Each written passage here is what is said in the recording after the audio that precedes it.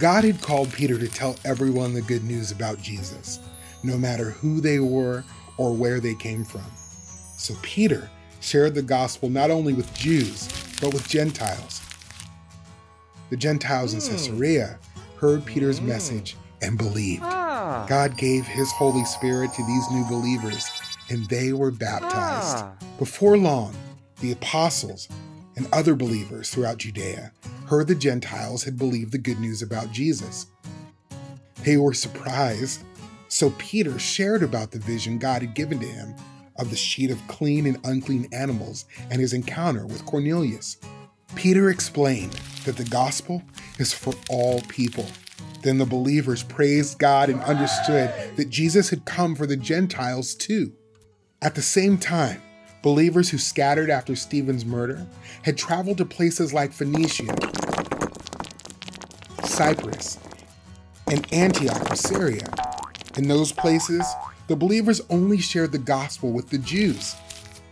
But some believers from Cyprus and Cyrene went to Antioch and preached the gospel to the Greeks too.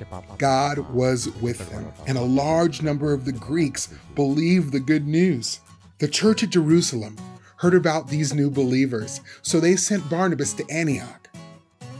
Barnabas was a good man. He loved God and was full of faith and the power of the Holy Spirit. When Barnabas arrived, he saw that God was gracious to these believers. He was glad and encouraged them to keep following God. Even more people trusted in Jesus.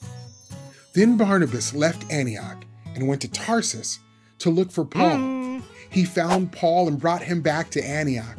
They stayed with the church in Antioch for a year, teaching large groups of people. Jesus' followers were first called Christians at Antioch.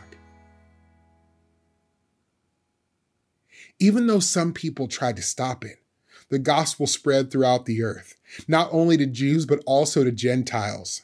The good news about Jesus is for everyone. God calls us to celebrate when others believe and help them know and love Jesus more.